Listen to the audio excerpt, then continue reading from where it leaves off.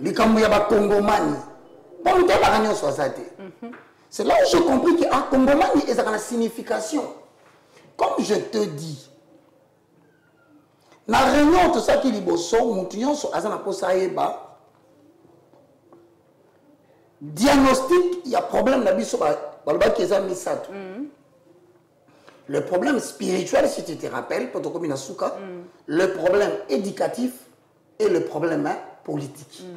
Mais si tu en anglais, il y a un problème spirituel.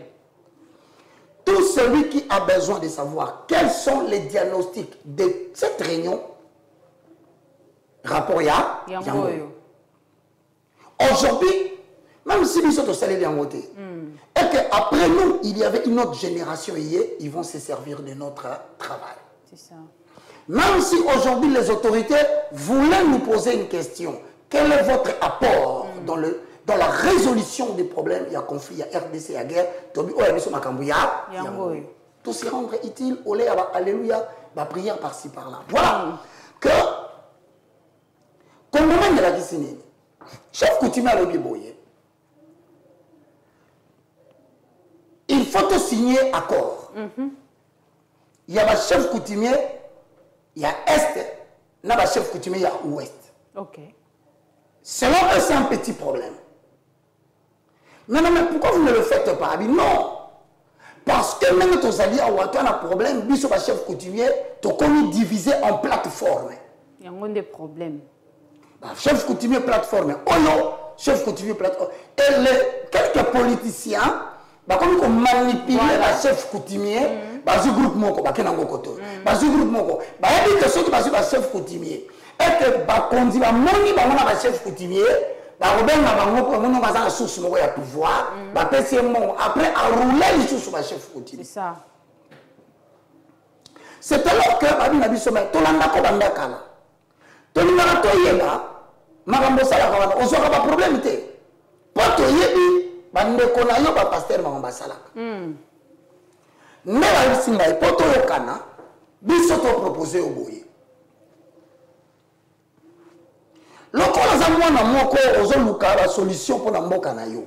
OK. Pe la démarche oyo zo sala, nenge total la papa na mikolo ba yana bino.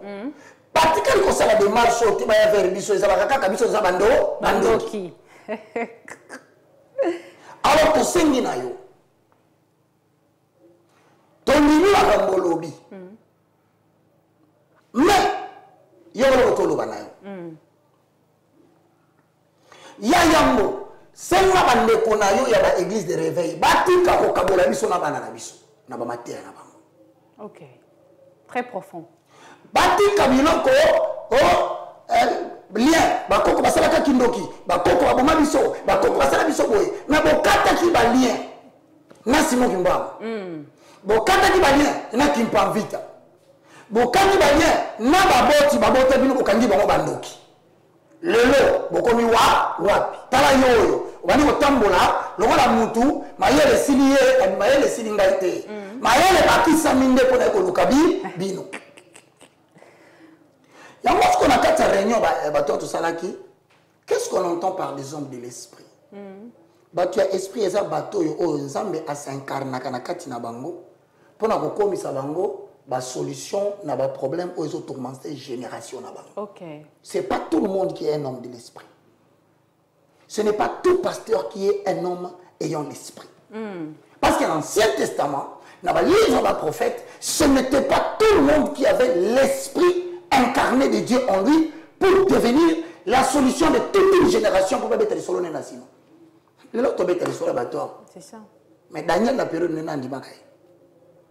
Je te rassure que la zanga mon côté. Et ça n'a pas partagé point de vue à démarche que devant la guerre en Amérique, il n'y a pas de démocrates. Okay. Il n'y a pas de républicains. Bah au sangana, bah bondi na bitombe sili. Il y a moi chef de lobby. Congomani est là qui s'y bat. Bah c'est la Congomani. Toyeba. Na ouest. Et ça va nini? Bangongote. Ba Congo. OK. Ba Congo. Royaume Congo. OK. Na est. Tout ça va Katanga kuna. Est kuna na Bukavu. Bukavu. Mais ça na mboka eza na katikati na bango. Comment na Manyema. Zasiko le Congo, na Maniema. Sangi Sango. Et puis c'est Congomani. Ah bon? Oh. Ah, c'était ça. Ah oui, parce que biso la chef coutumier, toyo kanaka parce que ba entrer na biso zaki mingi na est na ouest. OK. Yango toyo kanaka pour te bloquer est na ouest, to benga Congomani, c'est-à-dire le chef coutumier se décide de ne pas laisser passer l'étranger dans des parties wana.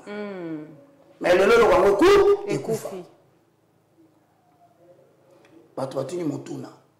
Donc nous on na ba chef coutumier wana, ezaki ndoki yango qui va finginga na ba chaîne belé ba diaboliser bateau mais il ça yo que encore une fois c'est une démarche biblique parler avec ces gens-là parce que je ne suis pas plus congolais que les chefs mais vous médiatisez en côté maramba bien penza au komi pour la nini ma solo to solo là qui te bien on a TV T tout ça on a YouTube T je vais te donner une raison ozomo na moka bazo attaquer biso na est bato bazo kufa. Mais par réunion, nous sommes tous en français. Après, tout ça, on a média. Après, quand on va récupérer un média, va analyser, va comprendre la stratégie, nous sommes tous.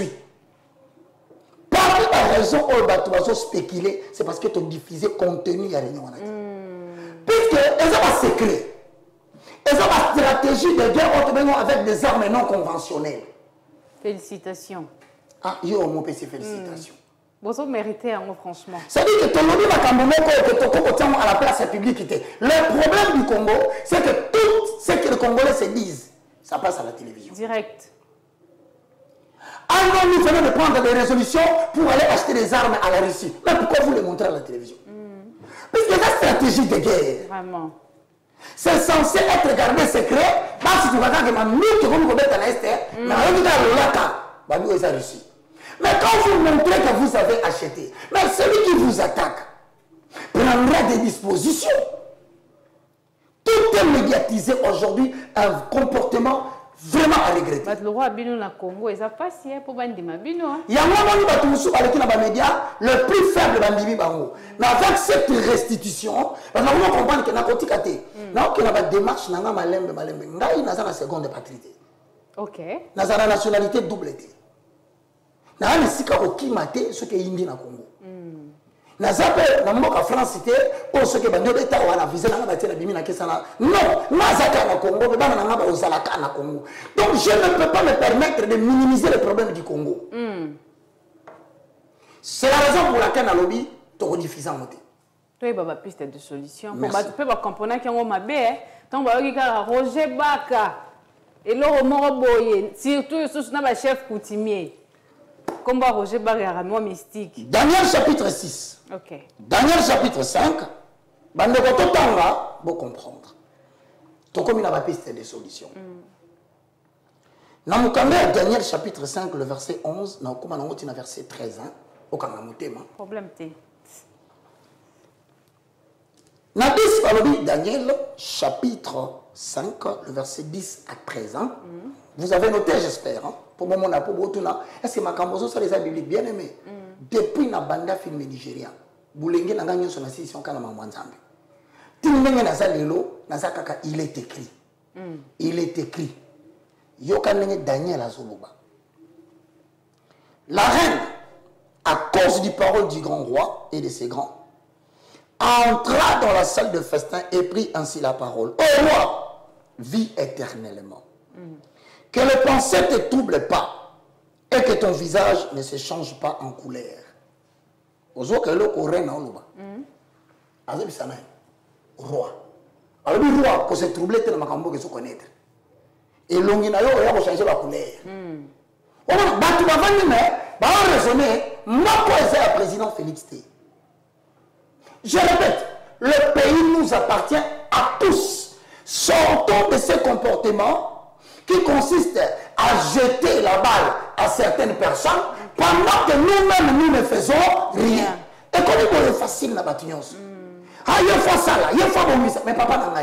na dimension ya biso na pesi nzambe merci na ba congolais ba ngwa kapoto ba yakawa azana mo eloko ni mo futa ba congolais awa azana mo activité malgré bazonyo ko la bango na ba douane malgré bazonyo ko la bango na ba monter belé mais azana quand même eloko mo katana mboka wa abi Félix muta ko futela nga batode.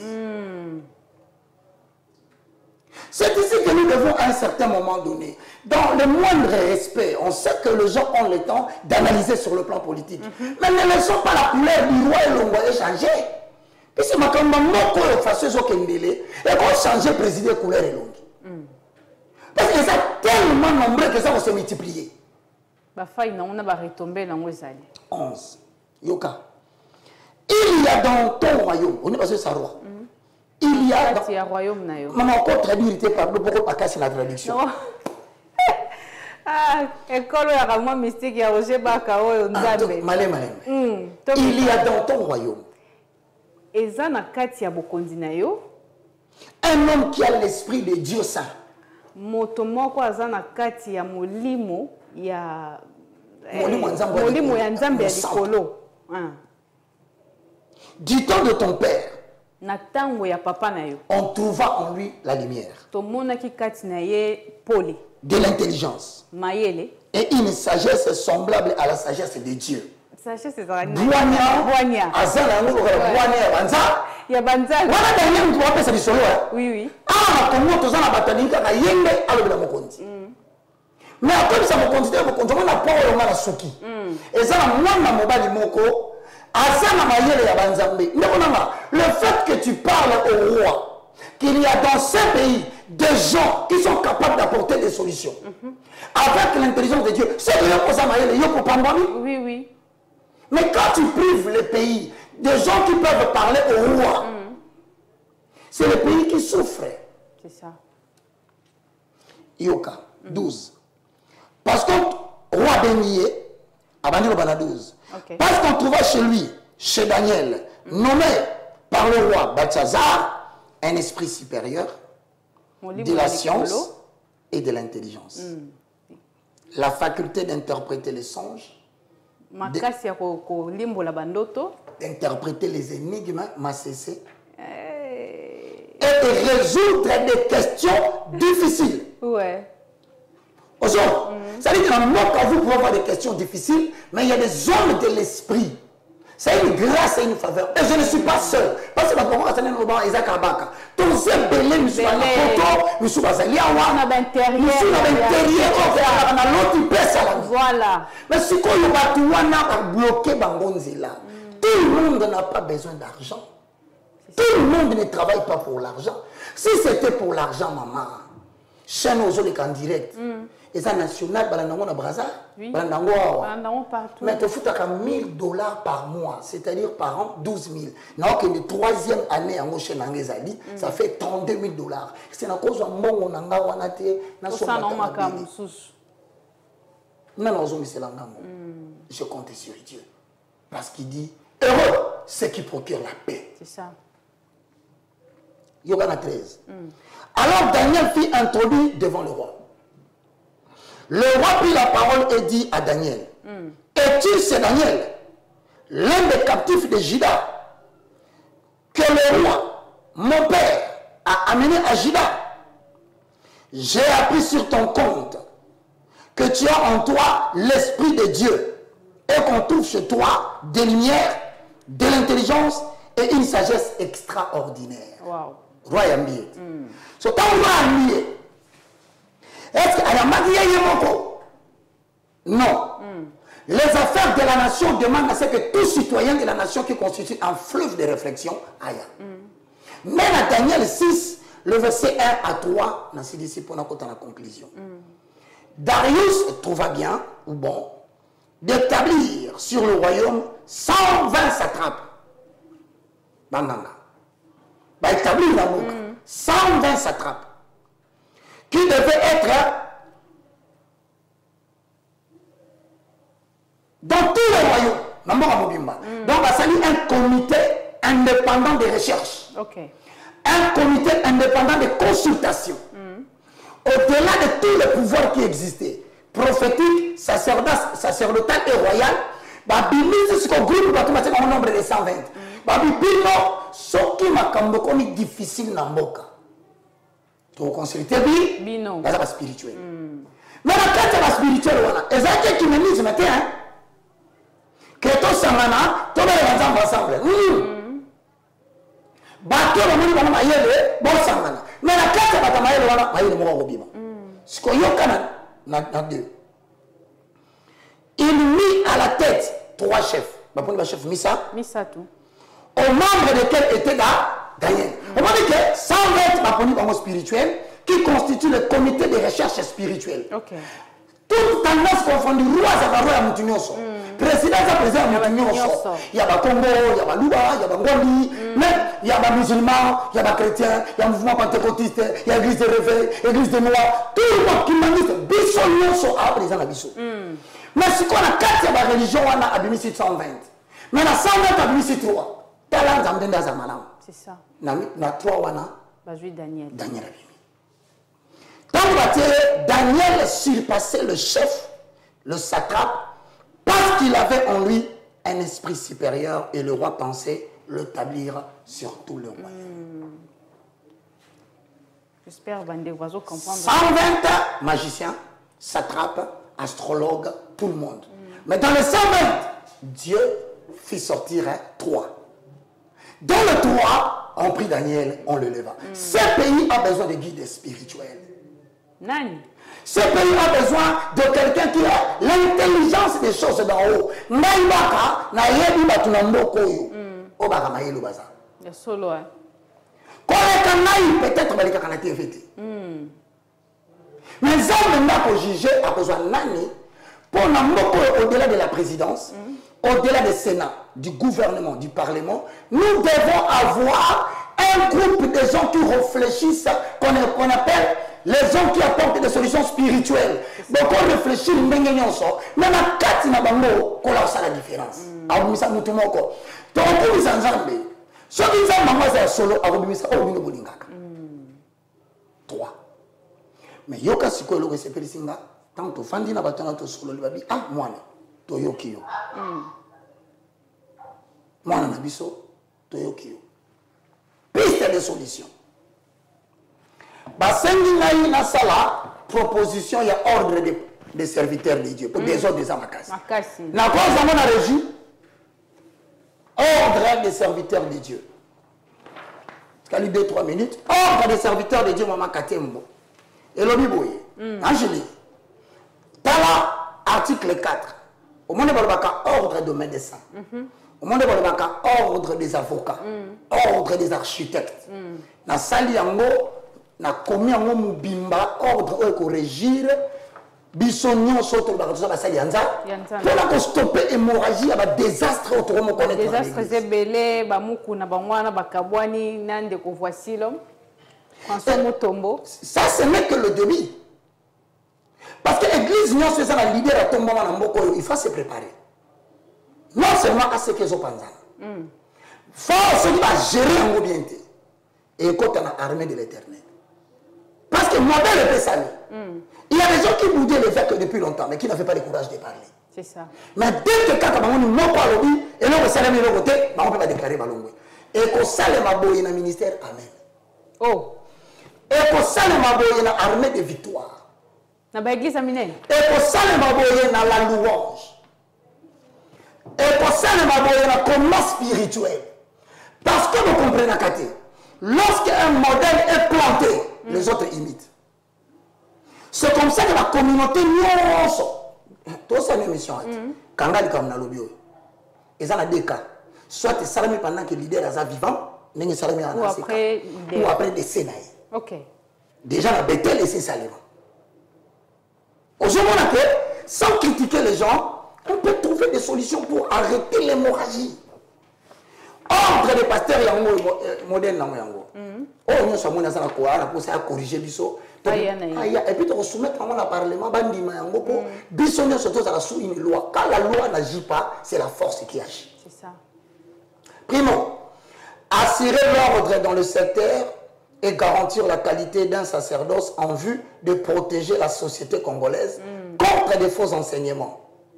C'est la gérance des conflits entre les membres. encourager les études, la formation, la recherche et les travaux scientifiques concernant les enseignements bibliques. Vulgariser la qualité du sacerdoce en République démocratique du Congo. Protéger et développer les intérêts professionnels et la dignité de ses membres. Développer l'esprit de la confraternité dans la confession. Obtenir la représentation du corps au sein des jurys et des commissions instaurées par les pouvoirs publics en rapport direct ou indirect avec l'Ecclésia. Le comité à Daniel, il y a 120. Après, il va établir 3. Après, il y a il faut l'État à réglementer des ordres. Ils ont ça dans l'église. Et il y a des conséquences dans le couple, dans le foyer. Et ça a des conséquences dans la famille. Il y a des conséquences sur le plan professionnel parce qu'il y a la fuite de la main d'œuvre. C'est une infraction dans le code pénal. Fuite de la main d'œuvre. Il fallait travailler, on se retrouver dans la prière lundi, mardi, mercredi, jeudi, vendredi, samedi. Et nous sommes sur ça, la prière à côté 2 mois, 3 mois, 4 mois. Le jour où on demande aux gens de travailler, les gens ne veulent pas travailler. Mais pour tout ça qui est prié. Non, c'est une infraction. L'Église est en train de commettre l'infraction de fuite de ce qu'on appelle de la main d'œuvre abondante. Ça, c'est une des solutions.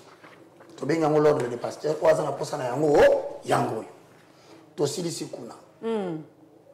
dernière solution, à chef coutume à l'obité, biso sikoyo, tomi kitisi. Toko publier ma kambona tepo, toko mi batumo comme ka likamomoke internet. Likamomoke internet. Bon, moi, ce qui est stratégie, moi, ma casse kuna.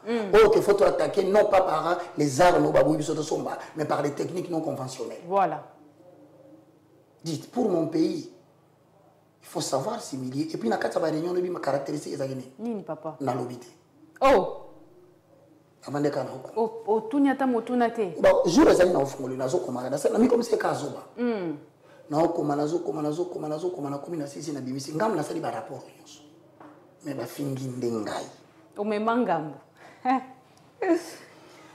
solution pour passer une décision à la chef coutumier na ministère intérieur ba bagini est-ce que toko zongo après na lobela proposition ya ko promouvoir culture ya livre c'est ça tout le monde yango déjà ngaku na za surprise. On évite de commencer à 4 livres, nous sommes 5e. Parce que tu as une idée, quand tu vas stopper, tu as plus de 20 000 églises à Kinshasa. 20 000. Oh là là. Sauf que tu Congo Mobimba, tu as 60 000 églises. Solution, il faut ça là, état généraux des églises de Rovert. L'avenir mort 27 églises. Même si tu as la descendance, papa Simo Kimbango, tu as ébélé. Ok. Et bien, ce qui est aussi photo, on va signaler le souci. Même dans le mouvement de l'église des Noirs, même au sein de la descendance, il y a Simon Kimbango, il y a l'église des Noirs. Tout le séparation, c'est normal. Donc, c'est normalité, c'est une technique qu'on utilise dans le Congo, en Afrique, pour maîtriser les Africains, c'est une normalité. Donc, ça, tu partir à l'Occidentaux. Exactement. Oh là là. Il y en a, avec l'aide de certains amis qui font le droit, mais des fois, je le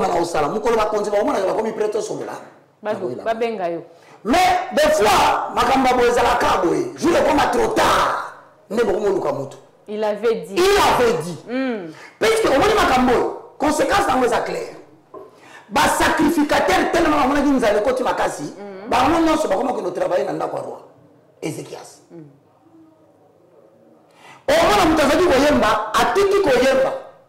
Il a carrosse, Mercedes, la veste qui toque, mais il a pas de mise à sous-côté, il a comme caméraman présidentiel. Délicat. Alors là, je regarde le chef de l'État, le président de la République. Je ne sais pas parmi les gens qui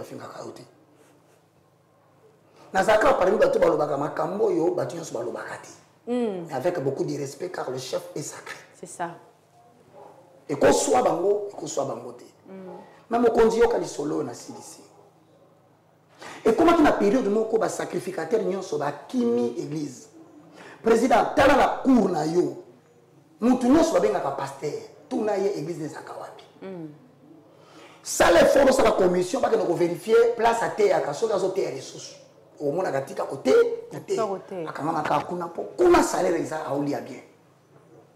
Tout dans le quartier, est-ce que ça pasteur est crédible dans le quartier? Parce que ça là que na tango Ézéchias ba sacrificateur ba tiki etumbelo ba kena bona ndako na bandi kodia nkola bandi ko senga Ézéchias bonjour miselanga ba sali nanga c'est une infraction que vous faites. Le roi de Kono Denis Lesa comme analyste passe ta pétage n'a pas son beauté omoni hier to pesi mbote et moi nité papier ngo OK en attendant tout c'est la papier ouais la chef coutumier na ministère intérieur mais tout ça pena mukanda ou pena mo signé to ko yango c'est là na sili sali solo yo OK papier yo ne la chef coutumier basali sikoyo lisolo na sobeta na obela mokonza mboka na osepela kutu so ibo montango botela na foto mokonza mboka nga koto OK sali na ono baboye avant to so papier bon to moni papier to so zongela maintenant zamba yebisi roi zongi selanga batunanga puisque etem de tout maintenant ngeti kali vide tout le monde aujourd'hui retourne à Zaki Moyembi retourne non conseiller des chefs de l'état en matière culturelle. Et bon, je vais Nani. Tout ça amène le malheur dans le palais du président. Ça ne peut pas permettre l'économie de décoller. Ça ne peut pas permettre les promesses des chefs de l'État Kokisama. Je le dis au nom de Jésus-Christ de Nazareth et personne ne peut me contredire. La Bible est témoin. Cher président de la République, on ne refuse pas que vous avez des conseillers. Mais est-ce que vos conseillers qui se sont dit serviteurs de Dieu, vous avez vérifié sur la Nation Zambé, tout le monde qui se veut bien dans ce pays, sont vérifiés comme conseiller des chefs. Le chef n'est pas le basiliki, ce que ça fait un jour, mais na mona yo, ce que le kiawa, le babiso tolongwe. Ah oui, ate. Mais na linga kabilo bande kunanga basai na Nzambe. Bozo talaka intérêt na bino bongo peuple comme te kalipa. Na 19h pas on a 200 francs na ndako bongo na te. Bozo la peuple là se soulever à ça la désordre, massacre bétama, batuba kufa, rébellion to assassinat, menacement. Bozo la mokonzi muso akoya, boya koye bisaye ke to za to pesa Félix Conseil ça ko yokate. O moni bino batamu kilindenge bozalaka. Ça na bima be boli bisangai. Suka nzamba sidika ke binzamba atakaki nani ataka irwa ndima ngona roi sala kerer akikola kisa stratégie aba arme bazaki nango tango la kisi ndengwana nzamba tinde zabi kino bisa Ezekias au kufa aya bisa Ezekias bonga nzamba ibozo kufa message très fort mais tout le Ezekias asala kini aola luka ba pesa ki ba courage ba to betra ki na boko ba to sala ki jalelo ba to kumisa kalbi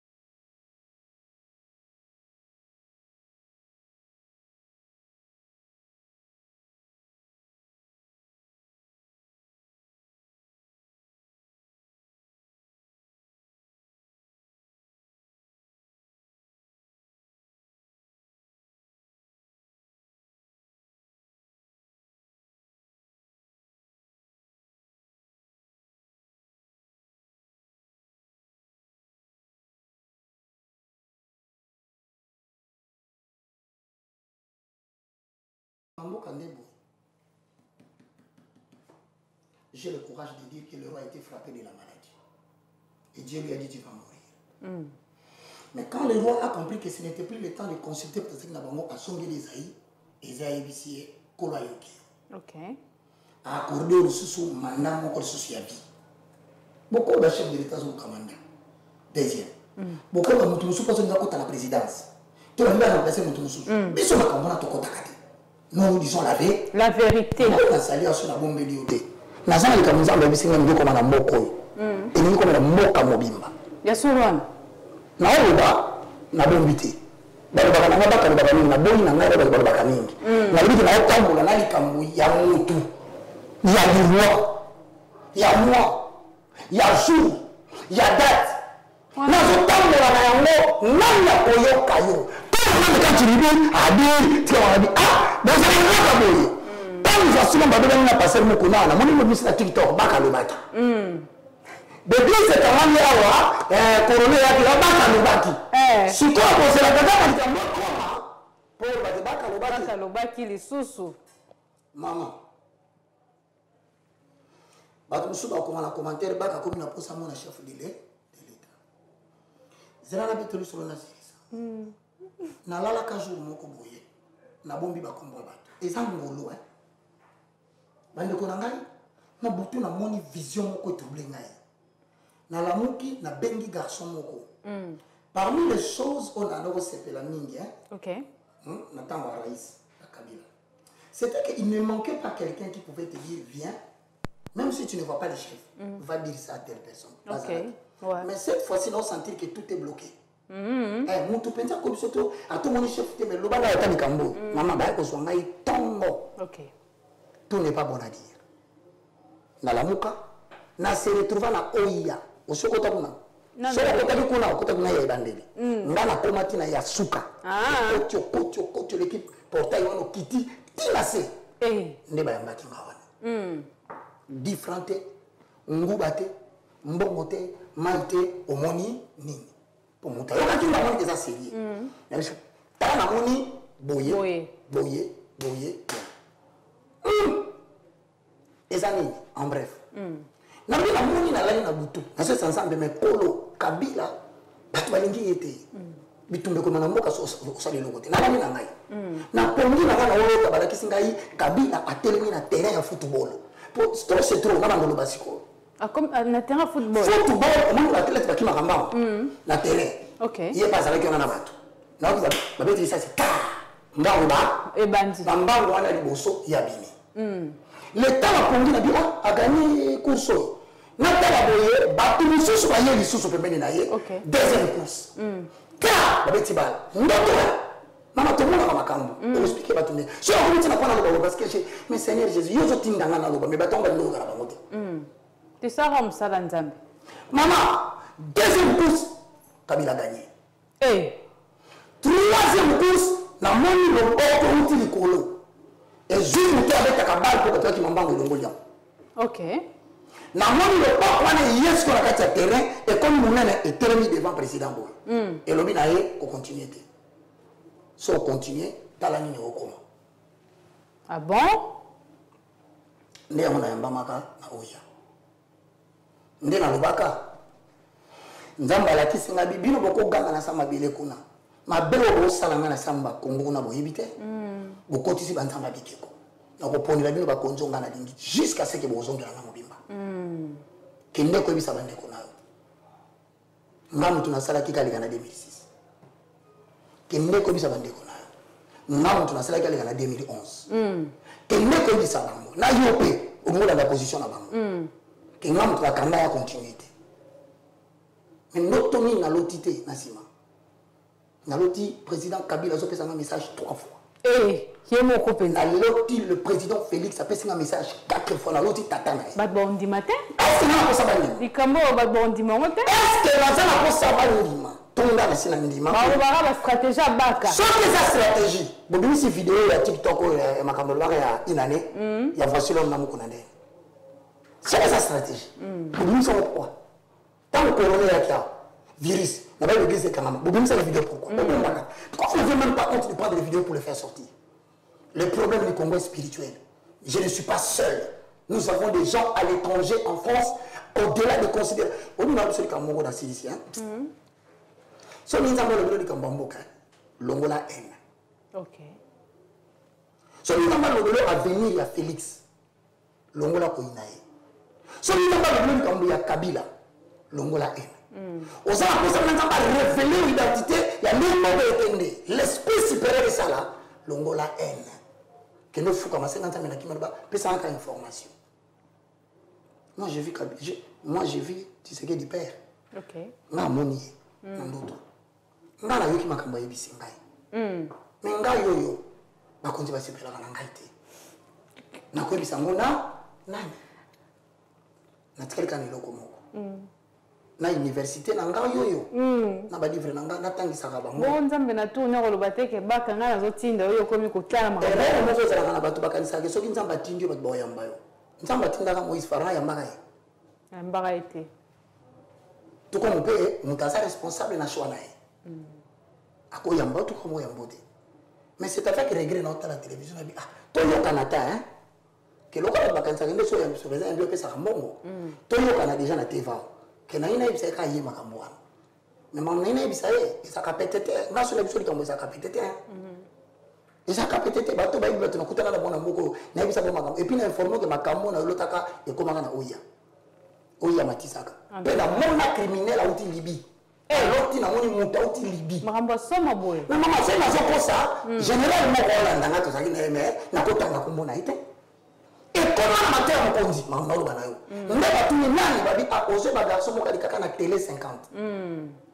alobaka ke nzambe alakisi ye papa na mama na limete bazokufa ezalaka yango te moi vous doit aussi commenter ça na ba télé 50 te au moins si les autres pas sont sérieux parce que babi mais il avait dit ça nous avons des éléments balakisi ezangolo mais nazo finga mais yo pe baloboza ka orgueillé makasi tellement que nzamba sala ko bangolo ngona ba problème sanga orgueil yango pe lata nzoto orgueil ça na basini ba monaka yebisanga nino mona moi personnellement je vois rien yo ya ça mais biga yo saka mtu malamu wana ngana lobi kaka ndenge batu ba ngana yo obenga ngate to solo la ka bana benga karote si na tomba le na rappeler ko ça na retard ouais ça le loko mo évangéliste le loko mo to comprendre te ko lobi retard na na TV to ya retard sikolo ba ba sepela na moté na Congo na za réservé c'est ça atela nga poison à souffrir 9 mois na comment ko ça la réservé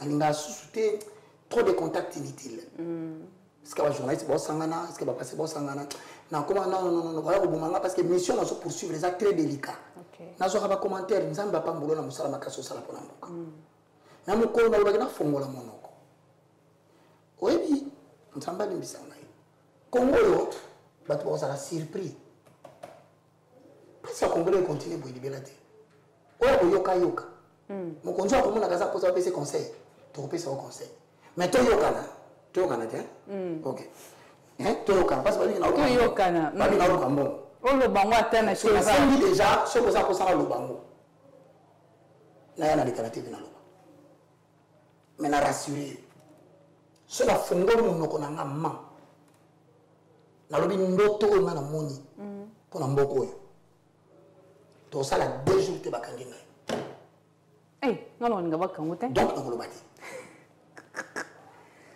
na bon de la kaka ce qui peut être comme nzamba kani salima bon soki nde tozo sa émission boy mokonza mboka ye mo kalandi yango alobi ke mama évangéliste na za posa na yo na lobi na yo nde to loba yo obombela ndo ozanga basai na nzambe baloti makambonga na loti bazepele misu bana bapoto mais moya ko loba izate mais ngana soka confirmation so ngana loti mutabenga bitala bia c'est que likambo za solo lingesa et salima toyokana boka batamboko président pesa ba tso boki ba pesa to bamoso ba yembi botango na pembe bo filmer na ndena okota to solo na ndena bimi comme ça bo ba kazungo mote po eza na bato balinga yo kango te po mabe koma eza pe na bato balingi ba yamba te bo mo ba pesa ba kambo mais ko na ko fora mo ngona biso mo konza mboka tel lo si na ibisa ko nzamba lobela ngabo mokonza mboka na biso azaka na ye généré mama na bandeli na nzambe akata ngai kingo na ngai soki nga namonaki papa Etienne wa mulumba na ndoto na ngai tayebisinga makambo soki namonaki te malamu te fo président yamba yo ayambanga te bayukela nga mutu oyo bamoni ke akopesanga mbongo te parce que toko continue boye te na liro tokende. Ne faites pas confiance aux politiques. Nous, les conseillons parce que c'est lui maintenant qui a la politique générale du pays. Pour il faut me konzamboka yamba pour makambo zo ba oza très capital. Denga zo yamba ba musicien, denga zo pesa bango ba passeport. Ba utu ko yamba maman Marie afinga ki maman présidente Mais ba yamba zo ba maman tout ya jour moko na kina otala Martin Fayulu. Pour ba kasaka na lokola mkonzamboka. OK. Nala na butu na moni fête ezo salima na lopango Martin. OK. quelques heures plus tard, on a dit, mais tant qu'on a accueilli, maman Esther, moi, c'est Martin Fayulu qui témoigné. Na yé, na zongi deuxième fois, na kuti Martin Fayulu na kati ya chambre vandi. Au côté de la kati ya chambre. Noto. Ok. Ce qu'on a noté, on a eu ça Martin. Martin, il y a une fête qui va se faire chez toi. Je ne connais pas ce qu'elle fête. Mais je vois quelqu'un, bah tout le monde a poussé un peu mais na yo ba ratissé au fait tu vois. Même en notre amour, nous tomons à côté, bah qui distrait, nous tomons à côté à Chubi Mbeli na Mukombo. Oh. Makili bani koso. Koso pana. Tant qu'on a côté na noto na chambre na ye, na kuti a affaibli. Na bengi moi c'est mais vous étiez distrait par autre chuba Martin Mbeli. Maman Esther Fayulu aza ko témoigner. Makamuna nina kosala na ba continue beta di solo te pe na senga kambongo te. Maman, quelque temps après, il fallait qu'on m'ait commis. Et commis. Non, maman avant de dire, pour la bêtise sur la Fayulu, Naïba le moindre de tous, le plus petit de tous les serviteurs de Dieu. Bande ko boli mbisanga pardon on solo lendo nangaite na lo batabo e pobo zo au sérieux makam to lo ba nzamba tombola batu na mboko Kongo za basali ya nzambe ebele boyo kabango na lali na lamuki na bengi moto na ebisi na posa sur na Vital Kamerhe balobi nanga o moni wapi na bite boluka to kutana na ebisi o kende prison donc on est pour le bac en paix aza vivant boluka atuna ngelo ke kabisa ngatuna na sala nini nzamba sala ngolo na yebisi loko fa na sala boluka ye a témoigner soki nyonso ko ko le baki ko kisabite ngadi ki ba tout je le dis je ne dépasse personne mais j'ai eu la malchance d'avoir cette grâce d'être utilisé par Dieu. OK. On va chef coutumier na kutena bongo kutenga nini nini papa des attaques nocturnes. Oh là là. L'habitude ça va chef coutumier. Mais sauf qu'on est qui vous vendent dans bateau, on sait qu'il faut ça makasi na butu. Dieu m'a épargné. Si quoi l'autre aussi ici awa. Tout ça là état généraux, il y a l'église de réveil. Ouais. Église dans le quartier moko 15 bon nini. Makele la butu kakabi bino. Makele la moïka kabi bino. On a banda le coup des a deux choses. Terrasse na église. Na église. Makele la tabaza 4 ba o déranger ba quartier mobile so ba quartier ba lobi uza bando mais ba sali nzamba solo ba na yo le pe ba bazara maele sustain na lobi no ke ba sali nzamba solo na mboko bazali ngolo ko na ba la lisusu pona ko na ngolo ba pona mona mabe ya so musikati na loti baka mama na bandi ko lota banda bu mwana bato akoli nanga ba yebi baka lotaka nous sommes dans l'angolo. Mais balota kapé ko likanga baza. Mais nana ko loka bango soki ngai kutu ba mona kanga ite ibongo bango. Je n'assiste. Ba livre université. Émission de kitoko mingi. Na forma école nanga na former ka batu ngai ndenge ni na koma na bikaboyo na entretenir nanga na vie de prière na entretenir na effort ya kutambola na kobanga nzambe je ne sais pas. Ils ont comment combien? $15 par pièce. $15 ya pamba. Bandeko fobo somba livre c'est très capital. Très capital. Université de la foi chrétienne. Bandeko nangai na lobi boye mission ça na suka. Na za mutu, je peux avoir dérapé dans le langage, je peux avoir dérapé dans la façon de voir des choses. Je vous présente des excuses si je dérapais. Mais si vous estimez que ce que je fais est bon, vous pouvez réfléchir à votre manière comment contribuer. Parce que tu as trouvé solution dans les Kambambo Kanzala. Kambambo surtout. Tout ça est milliers. Babote biso bunagana. Tu as compté qu'à sur l'armée. Armée baboui baso mamanduki. Yango. Oh, mais ça c'est pas là qui t'en débattait ba commenter. Rocha comme non, il fallait expliquer bino. Que Dieu vous bénisse. Merci beaucoup. Nous sommes à la fin de cette émission. Restez toujours branchés sur notre chaîne. Tolinga Rabino Mengi. Te prochainement. Au revoir. Au revoir.